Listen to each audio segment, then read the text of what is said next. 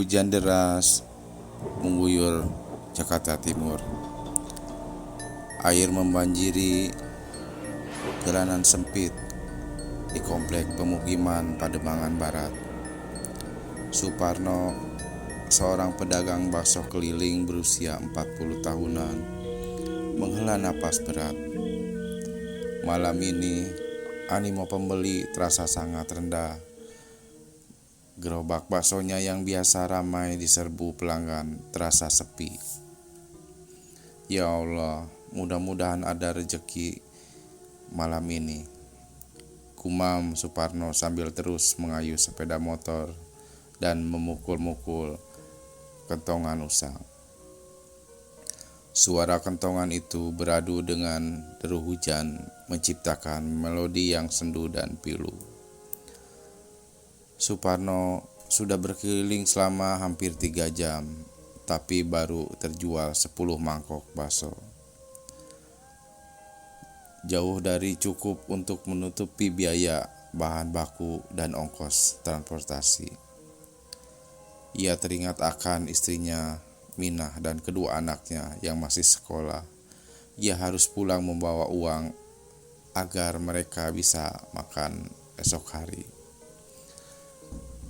Di tengah kesunyian dan kegelapan malam, Suparno melihat cahaya putih dari sebuah rumah di ujung jalan. Rumah itu tampak tua dan sedikit menyeramkan. Catnya mengelupas dan beberapa jendela tampak gelap dan kosong. Tapi Suparno tak punya pilihan lain. Ia harus mencari peruntungan di sana. Assalamualaikum, sapa Suparno sambil mendorong gerobak di motornya mendekati pagar rumah. Tak ada jawaban. Assalamualaikum, permisi, ada yang mau beli bakso? Tanyanya lagi, kali ini dengan suara lebih keras. Beberapa saat kemudian pintu terbuka perlahan. Seorang wanita muda berpakaian gaun putih muncul dari balik pintu. Wajahnya pucat dan matanya tampak sayu. "Iya ada, saya mau beli bakso 1 mangkok," jawab wanita itu dengan suara lirih. Suparno tersenyum lega. "Baik Bu, sebentar ya, saya siapkan." Ia segera membungkus 1 porsi bakso lengkap dengan bumbu dan kerupuk. Sambil menunggu bakso matang, Suparno memperhatikan wanita muda itu. Ada sesuatu yang aneh pada dirinya. Selain wajahnya yang pucat dan matanya yang sayu, wanita itu juga tampak sangat kurus. Kulitnya menempel pada tulang dan tangannya tampak gemetar. "Namanya siapa Bu?" tanya Suparno mencoba mencairkan suasana. Wanita itu terdiam sejenak. "Rini," jawabnya dengan suara yang hampir tak terdengar. "Rini, cantiknya. Nama rumahnya di sini?" tanya Suparno lagi. "Iya," jawab Rini singkat. Suparno merasa sedikit tidak nyaman. Wanita itu tampak menghindari percakapan, tapi ia berusaha untuk tidak terlalu memikirkannya. Ia hanya ingin menjual baksonya dengan segera pulang. Setelah bakso matang, Suparno menyerahkannya kepada Rini. "Ini baksonya Bu, silakan dinikmati." Rini menerima mangkok bakso itu dengan tangan gemetar. Ia memberikan uang kepada Suparno tanpa menatapnya. Suparno menghitung uang itu dan memberikan kembaliannya. "Terima kasih ya Mas," ucap Rini sambil berbalik dan masuk ke dalam rumah. Suparno menghela napas lega. Ia segera mendorong gerobaknya menjauh dari rumah itu. Hadapi rasa buruk yang menghantuinya, ia merasa ada sesuatu yang tidak beres dengan wanita bernama Rini itu. Firasat buruk Suparno ternyata benar. Keesokan harinya, ia mendengar kabar yang mengejutkan dari tetangga rumah Rini. Wanita itu sudah meninggal dunia sejak 10 tahun yang lalu. Suparno terkejut bukan kepalang. Ia tidak percaya dengan apa yang ia dengar. Ia yakin bahwa ia telah berinteraksi dengan seorang hantu. Ya Allah, ampunilah hamba, bisik Suparno sambil memegang dadanya. Jantungnya berdebar kencang. Ia teringat kembali wajah pucat dan mata sayu Rini. Ia teringat kembali suaranya yang lirih dan gemetar. Semua itu kini terasa begitu mengerikan. Ia memutuskan untuk tidak kembali berkeliling di sekitar rumah Rini. Ia takut bertemu dengan hantu wanita itu lagi. Namun, kejadian itu terus menghantuinya. Setiap ia melihat gaun putih, ia selalu teringat pada Rini. Setiap kali ia mendengar suara lirih, ia selalu merinding. Ia tidak pernah tahu menyapa Rini meskipun sudah meninggal masih bisa membeli baksonya. Ia tidak pernah tahu apa yang sebenarnya terjadi pada wanita itu. Yang ia tahu, ia telah berinteraksi dengan dunia lain, dan pengalaman itu telah mengubah hidupnya selamanya. Kabar kematian Rini, atau lebih tepatnya, konfirmasi kematian Rini yang sudah lama menjadi bisikan di kalangan warga Pademangan Barat, membawa Suparno pada pusaran cerita yang lebih mengerikan. Ia mulai mendengar kisah-kisah tentang Rini dari mulut ke mulut, dari obrolan di warung kopi hingga bisikan dari musola. Rini ternyata bukanlah wanita biasa. Ia adalah legenda urban yang telah menghantui kompleks pemukiman itu selama bertahun-tahun. Konon, ia adalah seorang gadis yatim piatu yang meninggal dunia karena kecelakaan tragis di jalan raya dekat rumahnya. Lebih dari 10 tahun yang lalu, sejak kematiannya, arwah Rini dipercaya gentayangan mencari seseorang untuk menemaninya kesepian. Dia sering muncul di malam hari. Mas Suparno, kata Pak Ujang, seorang tukang ojek yang sudah puluhan tahun mangkal di Pademangan Barat. Suatu sore biasanya pakai gaun putih itu seperti yang Mas lihat. Dia mencari orang yang lewat sendirian, lalu memesan makanan. Kalau orang itu tidak sabar, dia bisa menghilang begitu saja tanpa membayar. Suparno terkejut mendengar cerita Pak Ujang. Ia teringat kembali bagaimana Rini memberikan uang kepadanya dengan tangan gemetar. Tanpa menatap matanya, apakah Rini memang tidak berniat membayar atau ia hanya ingin sesuatu yang lain? Konon katanya Mas, lanjut Pak Ujang dengan nada berbisik, barang siapa yang melayani Rini dengan senyum dan kebaikan akan mendapatkan keberuntungan. Tapi barang siapa yang menolak atau bersikap kasar akan ditimpa musibah. Suparno merinding mendengar cerita itu. Ia teringat bagaimana ia sempat merasakan tidak nyaman dengan Rini, dan bagaimana ia berusaha untuk tidak terlalu memikirkannya. Apakah ia telah melakukan kesalahan? Apakah itulah sebabnya ia selalu dihantui firasat buruk sejak bertemu dengan Rini? Kabar tentang Rini yang menghantui Pademangan Barat semakin menyebar luas. Banyak warga yang menjadi takut untuk keluar rumah di malam hari, terutama jika sendirian. Beberapa warga bahkan melaporkan melihat sosok Rini berdiri di pinggir jalan, menatap mereka dengan tatapan kosong. Namun ada juga beberapa warga yang sengaja mencari Rini. Mereka berharap bisa mendapatkan keberuntungan dan melayani Rini dengan baik. Mereka menyiapkan makanan dan minuman untuk Rini. Ia memberikan senyuman dan kebaikan kepadanya.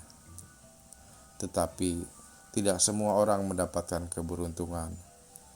Beberapa warga yang mencoba mendekati Rini justru mengalami kejadian aneh.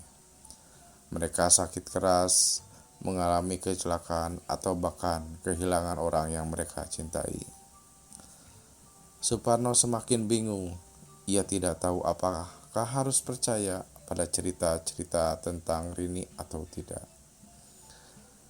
Ia hanya tahu bahwa ia telah berinteraksi dengan sesuatu yang tidak bisa dijelaskan oleh akal sehat. Ia memutuskan untuk mencari tahu lebih banyak tentang Rini. Ia bertanya kepada kiai di musola setempat, kepada tetangga-tetangga yang sudah lama di Pademangan Barat, dan kepada siapa saja yang mereka tahu tentang legenda Rini. Dari penjelasannya, Suparno menyusun sebuah gambaran yang mengerikan. Rini bukanlah sekedar hantu gentayangan. Ia adalah entitas yang memiliki kekuatan gaib. Ia bisa memanipulasi pikiran dan perasaan orang lain. Ia bisa menciptakan ilusi dan mimpi buruk. Dan ia bisa membawa kesialan bagi siapa saja yang menyinggungnya. Konon, Rini terikat pada sebuah rumah tua di ujung jalan. Rumah yang tepat, yang sama Suparno berjualan bakso malam itu. Jiwanya terperangkap di sana, tidak bisa menemukan kedamaian. Rumah itu menyimpan banyak energi negatif, Mas Suparno, kata Kiai Hasan, seorang tokoh agama yang disegani di Pademangan Barat. Dulu rumah itu adalah tempat praktek ilmu hitam. Banyak orang yang datang ke sana untuk kekayaan dan mencari kekuasaan melalui cara-cara yang haram. Rini menjadi korban dari praktek-praktek itu.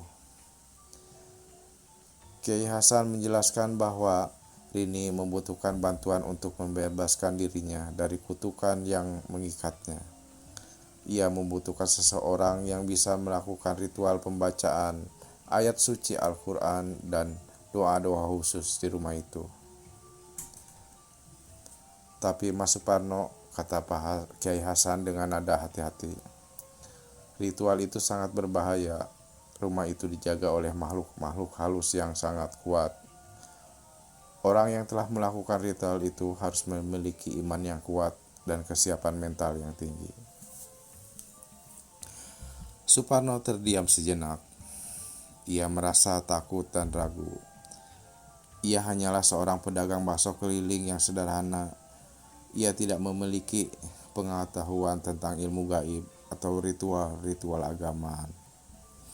Tetapi ia juga merasa bertanggung jawab. Ia telah berinteraksi dengan Rini. Ia merasa perlu melakukan sesuatu untuk membantu membebaskan jiwa Rini dari penderitaannya. Suparno memutuskan untuk menerima tantangan Kiai Hasan. Ia merasa terpanggil untuk membantu Rini, meskipun ia tahu bahwa ia akan menghadapi bahaya besar. Ia mulai belajar tentang ritual pembacaan ayat suci Al-Quran dari Kiai Hasan, mempersiapkan diri secara mental dan spiritual. Malam itu, istrinya Mina awalnya menentang keras. Ia takut Suparno akan celaka, namun Suparno menjelaskan alasannya dan menunjukkan keteguhan hatinya. Mina akhirnya mengalah. Ia hanya berpesan agar Suparno berhati-hati dan selalu berdoa kepada Allah Subhanahu wa Ta'ala. Suparno datang ke rumah itu dengan ditemani oleh Kiai Hasan dan beberapa warga yang memiliki iman yang kuat. Hujan mengguyur wilayah itu menambah kesan suram dan mencekam.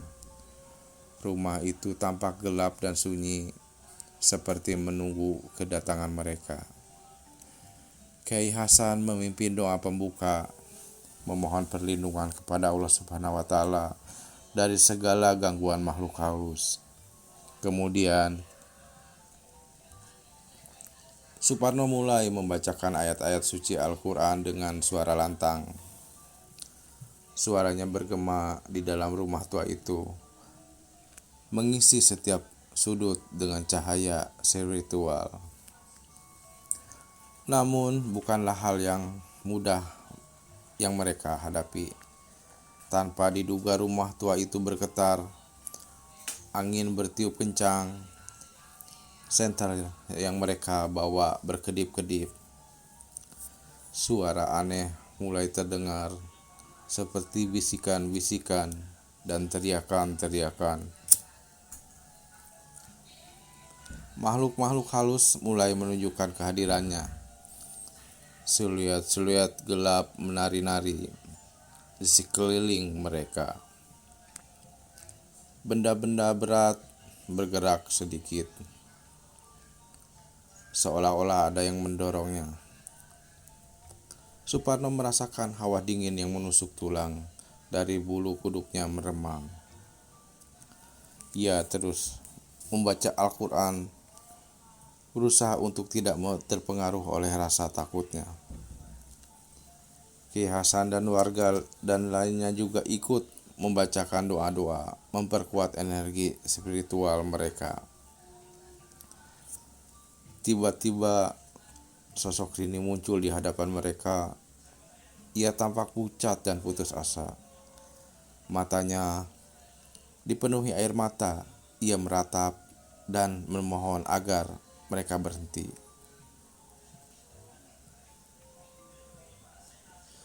"Jangan lakukan ini. Pergi dari sini. Kalian akan menyesal," teriak Rini dengan suara memilukan. Suparno tidak gentar. Ia tahu bahwa Rini sedang berusaha untuk menghentikan mereka. Ia tahu bahwa Rini sedang berusaha melindungi rumah itu. Tetapi ia juga tahu bahwa Rini membutuhkan bantuan. "Rini, kami datang untuk membantumu," kata Suparno dengan suara tenang. "Kami ingin membebaskanmu dari penderitaanmu." Rini terdiam sejenak. Ia menatap Suparno dengan tatapan bingung. Kemudian ia menangis terseduh-seduh. "Aku sudah terlalu lama terperangkap di sini," kata Rini dengan suara lirih. "Aku sudah lelah, aku ingin pergi." Suparno melanjutkan pembacaan Al-Quran. Ia membaca dengan ayat-ayat tentang pembebasan dan harapan. Ia berdoa kepada Allah Subhanahu wa Ta'ala agar Rini diberi kedamaian. Perlahan-lahan energi negatif di dalam rumah itu mulai berkurang. Suara-suara aneh mulai menghilang. Makhluk-makhluk halus mulai menghilang. Rumah itu tidak lagi bergetar. Sosok Rini mulai memudar. Ia tersenyum kepada Suparno, mengucapkan terima kasih. "Terima kasih Mas Suparno," kata Rini. "Terima kasih atas kebaikanmu." Kemudian Rini menghilang sepenuhnya. Hening sejenak menyelimuti rumah tua itu. Suparno dan warga lainnya terdiam, terpaku pada tempat mereka berdiri. Mereka merasa lega dan bahagia. Mereka telah berhasil membebaskan jiwa Rini. Kiai Hasan memimpin doa penutup, memohon kepada Allah Subhanahu wa Ta'ala agar Rini mendapatkan tempat yang layak di sisinya. Setelah selesai berdoa, Suparno dan warga lainnya keluar dari rumah tua itu. Hujan deras berhenti, langit mulai cerah, udara terasa segar dan bersih. Suparno merasa damai dan tenang. Ia merasa telah melakukan sesuatu yang benar. Ia telah membantu seorang jiwa yang tersesat untuk menemukan kedamaian. Sejak itu, rumah tua Rini tidak lagi dihantui. Warga Pademangan Barat tidak lagi takut untuk melewati jalan itu di tengah malam hari. Legenda Rini tetap hidup, tetapi bukan lagi sebagai cerita yang menakutkan, melainkan sebagai tentang kisah kebaikan dan harapan. Suparno kembali berjualan bakso seperti biasa. Ia tidak lagi takut untuk melewati rumah tua Rini. Ia bahkan seringkali tersenyum ketika mengingat kejadian malam itu. Suatu malam, ketika Suparno sedang berjualan di dekat rumah tua Rini, ia melihat seorang wanita muda berdiri di pinggir jalan. Wanita itu berpakaian gaun putih panjang. Ia tersenyum kepada Suparno lalu menghilang. Suparno yakin bahwa wanita itu adalah Rini. Ia merasa bahwa Rini telah mengucapkan terima kasih sekali lagi. Suparno tersenyum balik. Ia tahu bahwa Rini telah menemukan kedamaian dan ia merasa bahagia karena telah menjadi bagian dari kisah itu.